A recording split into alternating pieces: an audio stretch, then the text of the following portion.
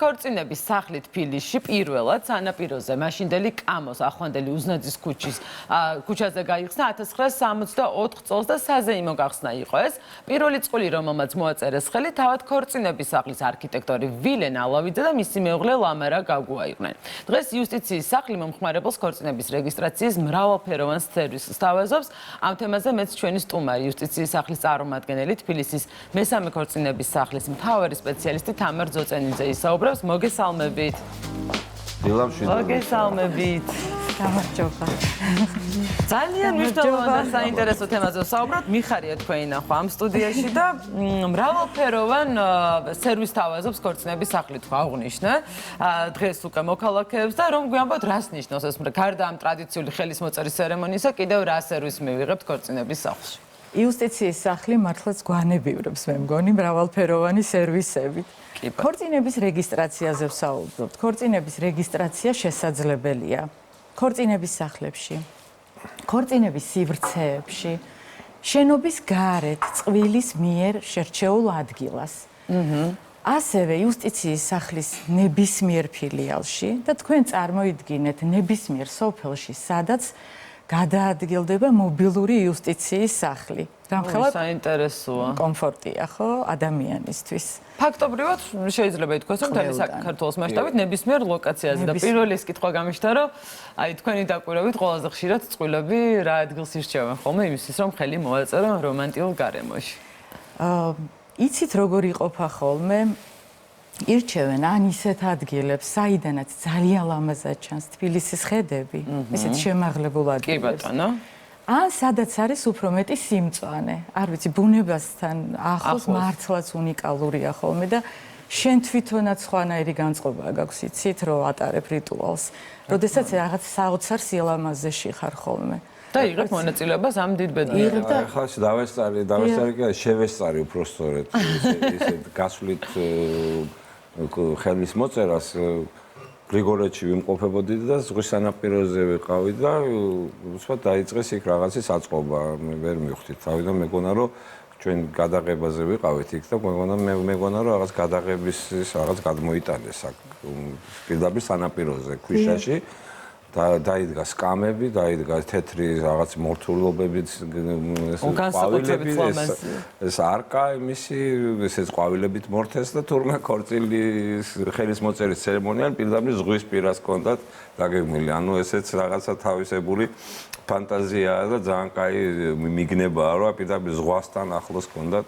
თქვენც ხო რაღაც გაიფიქრეთ ალბათ, ხო? აი რაღაც ღიმილი მაინც გექნებოდათ სახეზე, როცა ქორწინებაზე. რაღაც ზღვა არის, აქეთ იქით ხდება. იცით რაზე დავფიქრდი ახლა? რამდენი რამ უნახავს ქორწინების სახლს?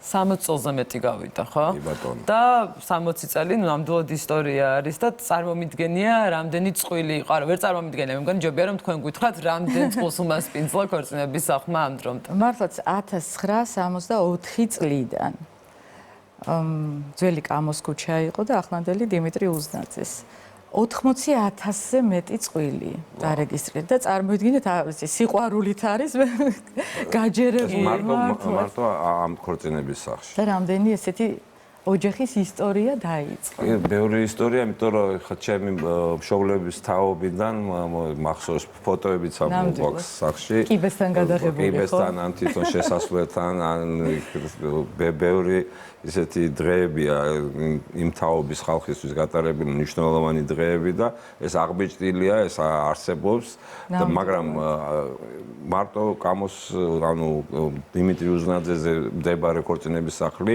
ერთადერთი არ არის ქალაქში. ხო არის კიდე ეს მე მაქვს მოწერილი ხელი მაგალითად კონკასთან და არის კიდე ფუნქციონირებს, რამდენი ფუნქციონირებს კი ბატონო.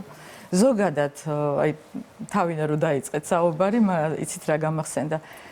თითქმის ყოველ დღე, როდესაც ჩვენთან ქორწინების რეგისტრაცია ხდება, წარმოუდგენელია რომ ვინმე სტუმრებიდან არ თქვას რომ იცით მე აქ 40 წლის წინ მოვაწერე ხელი. ან აი განსაკუთრებით ისრაელიდან რო ჩამოდიან ჩვენი ძველი მოქალაქეები, ემიგრაციაში წასულები. ყოველთვის ეხლა უფრო ხშირად ჩამოდიან და უფრო ხშირად ხედავთ, იცით, თავის სტუმრებთან ერთად და სულ იხსენებენ, სპეციალურად მოდიან და სურათებს იღებენ ჩვენთან, ზუსტად იმ კიბესთან, იმ შესასვლელთან, რომ აწერია ეს ქორწინების სახლი. და მხოლოდ ჩვენი არ არის, რა თქმა უნდა, თბილისში ფუნქციონირებს 3 ქორწინების სახლი. ჩვენი იყო პირველი, მაგრამ ნომერ მესამე ვართ ახლა, ну ესე კი ბატონო. პირველი ქორწინების სახლი დღეს არის კონკასთან, თქვენ რო ბრძანდებოდით ქორწილში, თქვენ რომ მოაწერეთ. სხვათა შორის მართლაც ულამაზესი შენობაა, ხო, ძველი თბილისური აივნით, ძალიან მიყვარს ეს ქორწინების სახლი და მასაც თავისი ისტორია აქვს, უკვე დიდი ხანია არსებობს. და იქაც რამდენი წყვილის ოჯახის ისტორია უკვე დაწყებული, ხო? და მეორე ქორწინების სახლი თვითონ ცენტრალური ჩვენი იუსტიციის სახლი ცენტრალური სადაც მდებარეობს მარჯვენა სანაპიროზე. კი ბატონო. არის მის შენობაში და ჩვენ ვამოვთხოვე, ჩვენ მარცხენა სანაპიროზე ვართ, ისინი მარჯვენა. კი, იმიტომ რომ სხვათა შორის ახლა მინდა და სწორედ ეს მეკითხა, რომ იუსტიციის სახლშიც ხომ ხდება ქორწინების დადასტურება, იმიტომ რომ ახლა უკვე თანამედროვე რეალობაში ძალიან ბევრი ფოტო მინახავს ყოველდღიურად, რომ წყვილები გამოდიან იუსტიციის სახლთან იღებენ ფოტოებს, ანუ ესეც რეალურად იქ არის, ანუ ქორწინების სახლი, უბრალოდ შესასვლელი არის მეორე მხრიდან, უფრო მტკვრის მხრიდან. და სხვათა შორის ახალგაზრდებს ძალიან მოსწონთ, იმიტომ რომ უფრო თანამედროვე სტილში არის გადაწყვეტილი და ჩვენც გვიყვარს ხადი. ეხლა მე ვერ გამოვარჩევ. რა თქმა უნდა. ქორწინების სახლებს ძალიან მიყვარს თბილისის და დანარჩენების, რომელიც მე მახსოვს სიღნაღის ქორწინების სახლი, რომელიც ერთი პერიოდი ჩემს ახალგაზრდობაში, თემიკო, ძალიან პოპულარული იყო, იმიტომ რომ აი ეს რაღაცნაირად წყვილები მიდიოდნენ ხოლმე სიღნაღში, რომელსაც სიყვარულის ქალაქი ეწოდა და რაღაცნაირად იქ ხდებოდა ხოლმე მათი დაგვირგვინება. ახლაც ასე აქტიურად მუშაობს, ხო? აქტიურად მუშაობს, ესე იგი თბილისის გარდა ზოგადად 7 ქორწინების სახლია საქართველოში. 3 ვიცით რომ თბილისშია. კი ბატონო. არის ქუთაისში ქორწინების სახლი, ბათუმში ქორწინების სახლი, რუსთავში და ჩვენ საყვარელ სიღნაღში. კი ბატონო, და დანარჩენი არ დაგვავიწყდეს, რომ კიდევ სივრცეებია ქორწინების 28 სივრცეა. ანუ ეხლა მე კი ქალაქები ჩამოვთვალე, მაგრამ სივრცეები არსებობს თვითონ იუსტიციის სახლის ფილიალებს აქვს სივრცე და ცხადია მთელ საქართველოს მოიცავს ახლა ხო რა დავფიქრეთ. ანუ როგორც აი თბილისში იუსტიციის სახლში არის სივრცე გამოყოფილი. არა, ნახეთ, ცოტათი განსხვავდება. ცოტათი კი არა, თბილისში რაც არის იუსტიციის სახლში, ის არის ქორწინების სახლი. მაგრამ იქ თვითონ არის სივრცეები გამოყოფილი. მაგალითად თელავში. აი ხა საგარეჯოში გაიხსნა იუსტიციის სახლი და აქვს თავისი სივრცე. ნუ თავარია მოგვინდეს ხელმოწერა და დაოჯახება. და სხვა და არ დაგვავიწყდეს კიდევ რომ რეგიონებში იქაც ანალოგიურად შენობის გარეთ წყვილი სადაც ირჩევს ადგილს, აი თქვენ რომ ნახეთ ეს რა თქმა უნდა ესეც მოქმედებს გასვლითი ქორწინებები. მე მინდა ახლა დავსვა კითხვა, რომელიც ალბათ განსაკუთრებით აინტერესებთ იმ წყვილებს, რომლებიც ახლა გეგმავენ ოჯახის შექმნას და სხვათა შორის იმ წყვილებსაც, რომლებმაც დიდი ხნის წინ შექმნეს ოჯახი, მაგრამ ხელი რატომღაც არ აქვთ მოწერილი და ბევრია. ახლა მითხარით რა პროცედურები უნდა გავიაროთ ჩემნაირმა წყვილებმა იმისთვის, რომ მივიდეთ ქორწინების სახლში და უკვე ოფიციალურად დავაკანონოთ ჩვენი თანაცხოვრება ოჯახური. წყვილი უნდა გამოცხადდეს, ერთობლივი განცხადება შემოდის. იუსტიციის სახლის ნებისმიერ ფილიალში შეიძლება ამის გაკეთება. ქორწინების სახლებში შეგიძლიათ მიმართოთ. ერთობლივი განცხადება, პირადობის დამადასტურებელი საბუთი, შემდეგ საფასური, რა თქმა უნდა, იქვე მოგემსახურებიან. გაკეთდება განცხადება, ამით თქვენ დაჯავშნით როგორც თქვენ სასურველ დროს, ისე ადგილს თუ სადგინდა. აი მაგალითად შეგიძლიათ ქუთაისში მიბრძანდეთ და ჩანიშნოთ ვთქვათ სიღნაღში კი როგორ არა და შესაბამისად სიღნაღში მიიღებთ მომსახურებას. ისევე როგორც შემიძლია რომ მიუთითო ვთქვათ რეგისტრატორს ის ადგილი სადაც მინდა რომ ხელი მოვაწერო და ვთქვათ რაღაცა მისამართი და შეთანხმებულ დროს მოვა ადგილზე რეგისტრატორი. ნებისმიერი ფილიალიდან შეგიძლიათ და მე მგონი მართლა დიდი კომფორტია. ნამდვილად ასე არის. რამე თუ იგეგმება სამომავლოდ ამ მიმართულებით ან გახსნა ახალი ცენტრების ან თქვენ ხომ იცით რომ იუსტიციის სახსია ლაპარაკი. დავით იდეები ბევრია. აი ხანდახან მგონია ხომ რომ იდეებს ალბათ დასასრული არ ექნება. ახლა იცით რაზე მიდის მუშაობა, როგორ პროექტი. აი ჩვენ რაზეც საუბრობთ დღეს ქორწინებაზე და აქცენტს ვაკეთებთ, თქვათ, როგორ ხდება ეს რიტუალი, სად ხდება შენობის გარეთ თუ რომელიმე ექსქორწინების სახლში თუ სივრცეში, ხო? წყვილს ექნება შესაძლებლობა, რომ დისტანციურად დაიკავოს ადგილი. განცხადება კი არ შეავსოს. ონლაინ ფორმატში. დისტანციურად მოთხოვნას გააგზავნის წყვილი. დაიკავებს მისთვის სასურველ ადგილს, მისამართს მიუთითებს, თარიღს მიუთითებს, ან ქორწინების სახლს, ან თავის მიერ არჩეულ მისამართს. და ძალიან ხშირად არის ხოლმე, შეიძლება არ ვარ, თქვათ, ერთ-ერთი წყვილიდან არ არის საქართველოში და ელოდება, თქვათ, როდის ჩამოვა, ან წარმომადგენელი უნდა მივიდეს იმის ნაცვლად. ეს რო არ მოხდეს, თქვათ, წყვილი მშვიდად დაიკავებს ადგილს და შემდეგ უკვე ქორწინების დღეს, როდესაც ჩანიშნავს, ხო? თქვათ, წინა სამუშაო დღეს უნდა გამოცხადდეს წყვილი, მაინც მანამდე შეიძლება, რა თქმა უნდა, გამოცხადება წყვილი და ის თქვენ რო ბრძანეთ, განცხადება. კი ბატონო. ეს უკვე ქორწინების რეგისტრაციის განცხადებაა, ხო? სადაც ჩვენ უკვე საბუთები და წარვადგინოთ, ეხლა ჩემი პირადობის მოწმობა, რომ ვინ ქორწინდება. კი ბატონო. სწორედ აი იქ უკვე დასრულდება, შეივსება ყველაფერი მის შესახებ და უკვე შემდეგ მოაწერს ხელს. ანუ რაღაც დიდი კომფორტია, მე ხო ვიცი ეხლა ეს სიტუაციები და ძალიან დიდი კომფორტია ადამიანის, იმიტომ რომ შეიძლება ვერ ჩამოდიხარ ჯერ, ანუ ვერ მიდიხარ ქორწინების სახლში და ღელავ, იმიტომ რომ ზოგჯერ არის ისეთი იმდენი ხალხი და იმდენი წყვილი ყავს რაღაც პერიოდულად, რომ შეიძლება ადგილი სეზონურობა ახასიათებს ყველაფერს. რაღაცნაირად ახასიათებს. აი უფრო გაზაფხული მაისში ამბობდნენ რომ მაისში არ შეიძლება. ხო. ამბობდნენ, მაგრამ ეხლა ვეღარ ვიცით მაგას. და სეზონურობა. სხვათა შორის ძალიან ბევრი სტუმარი ჩამოგდის ფილიპინელები ზამთარში.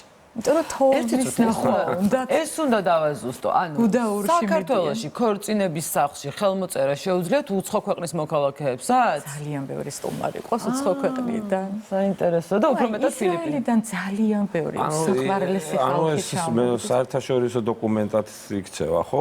ანუ იქაც ქვეყანაშიც მოქმედებს აქაური. მოქმედებს. უბრალოდ ეხლა ჩვენს ვაკვალიანებთ ხოლმე წვილს და ისედაც წვილიც ხშირად ინფორმირებულია, უკვე ყველა ინფორმირებულია თავის საკითხთან. რაღაცა გავლა უნდა. როგორ არის, იცით, ჩვენი მოწმობა, რაც არის, შეგიძლია პირდაპირ თუ ის ქვეყანა, რომელშიც გინდა რომ გამოიყენო, თუ ითხოვს თქვას ამ მოწმობის დამოწმებას სახელმწიფო ნოტარიულად.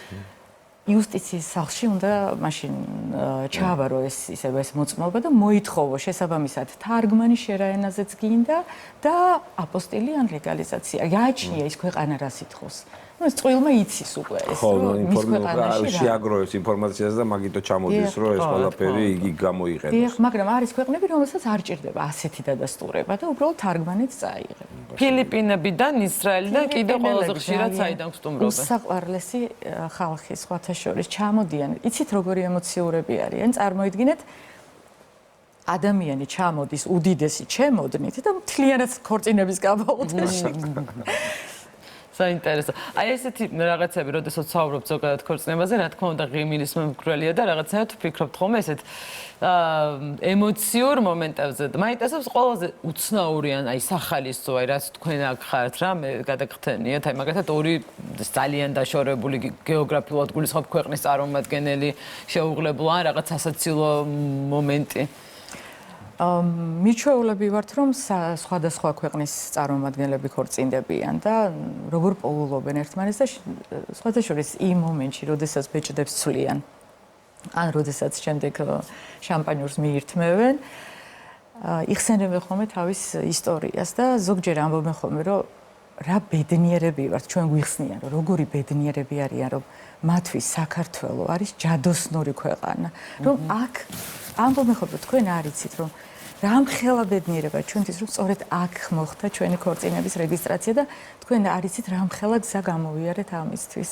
აი ეს ირჩევენ საქართველოსთან, აი რა არის ამის მიზეზი? თვითონ აი თქვენი დაკვირვებით, ანუ ქორწინების სახლის უნიკალურობა, ქვეყნის უნიკალურობა, რაღაც საკვება თოვლის სანახავად ჩამოდიან ფილიპინებიდან თქვენ ეს ახსენეთ და აი ზოგადი დაკვირვებით ალბათ ორივე რაღაც არის ერთად, იმიტომ რომ ჩვენთან შედარებით მარტივია, ანუ არ არის მოსაფიქრებელი დრო, მიხვდით?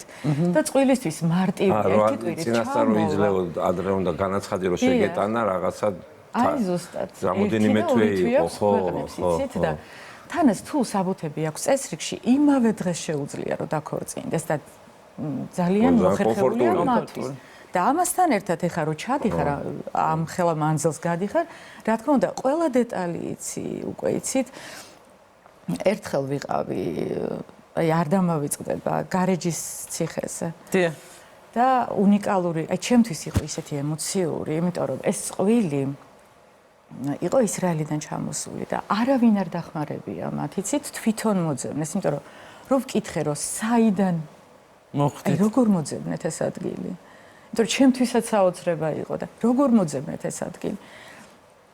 ჩვენ შევარჩიეთ, აი ვათვალიერებდით ფოტოებს და ეს და მართლაც ის არ ვიცი დამყოფი ხართ თუ არა. კი ბატონო. საოცრება იყო. თან რიტუალი რო დაიწყო მზიანათებდა და ამ დროს გაწვიმდა და ყველა წვეთი ბრჭყვიალებდა და ოქროს ძალიან რთულია გადმოსცა ის ემოცია, იცით? აუცილებლად მინდა რომ ვკითხოთ სპონტანურ ქორწინებებზე, მე სიღნაღი ვახსენე და ისევ და იმას დაუბრუნდები, რომ ჩემს ახალგაზრდობაში აქტიური იყო ეს სპონტანური ქორწინებებიც, იმიტომ რომ სიღნაღი რაღაცნაირად აი ამ ატმოსფეროს და გარემოს თავისთავად ქმნიდა.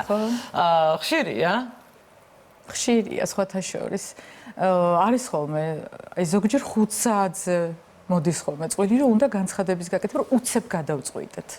მაგრამ მაინც ვფიქრობ, რომ ეს უცებ ახლა დღეს კი არ გაიცნეს ერთმანეთი, არა, უბრალოდ აი დღე მოიტანა რაღაც. მოიტანა და აი ასე სწრაფად შეუძლიათ დარეგისტრირება ქორწინების. კი ბატონო, შესაძლებელია. ერთი კითხვა მაქვს მე ესეთი, მე როგორც ძველი გამოცდილების მქონე ადამიანი, ხორცინების სახლებში იყო ხოლმე ესეთი რიტუალი იყო, რომ აი მუსიკოსებიც იყვნენ ხოლმე, მე ესეც მახსოვს კიდე ესეთი რა გამოცდილება მაქვს და აი გარდა იმისა, რომ აი თქვა ხორცინების სახლში მიდიხარ ხელსაწყე რაღაც, აი ესეთი რაღაცები არსებობს თუ ეს უკვე იმის სურვილზეა, აი მენდელსონის ვარსი უკრავდა რაღაცა ესეთი კი ბატონო, მუსიკალური გაფორმებით ხდება, უბრალოდ ცოცხალი შესრულებით არ არის, მაგრამ მუსიკალურად როგორ არის? მუსიკაც არის, შამპანიურიც არის. კლიანად, კი ბატონო და საჩუქარსაც გადავცემთ ჩვენ საყვარელ წყვილს. საჩუქრებიც არის. ფრთხილად იყავით, აი ამ კვირაში არ აღმოჩნდა ქორწინების. თუ არა გაქვთ ხელი მოწერილი, აჰა, სტიმული გაქვს, რომ საჩუქარიც გექნება და სიყვარული მაინც რა ბედნიერება. ოფიციალურად გააფორმებ შენ ურთიერთობას. კი ბატონო, აი ვეცდები დავიყოლიო მეუღლე. ძალიან დიდი მადლობა წარმატებას გისურვებთ. დიდი მადლობა თქვენ. წარმატებები იმ წყვილებსაც, რომლებიც ახლა ფიქრობენ, რომ თავიანთი სიყვარული დააკანონონ ქორწინების სახლში, ან კონკრეტულად იმ ადგილზე, რომელიც მათ ჩაფიქრებული აქვთ, იმიტომ რომ დღეობით საქართველოში გაქვთ იმის საშუალება, რომ ლოკაცია თავად უზნაძე მაინც დაიჭიროთ. ისეთი ადგილია, რომელიც სავიზიტო ბარათია, არა მარტო როგორც ვთქვათ კონკრეტულად ქორწინების სახლი, არამედ როგორც ისტორიული მოვლენა და ფაქტი იმისა, რომ თითქმის ნახევარმა ქალაქმა მან მოაწერა ხელი და ძალიან ძვირფასი ადგილია ჩემთვის პირადად, იმიტომ რომ რა ვიცი, რაღაც ჩემი თაობის მეც მადლობ სხვათა შორის მოწერილი ხელი. კი ბატონო, დიდი მადლობა დაგემშვიდობებით.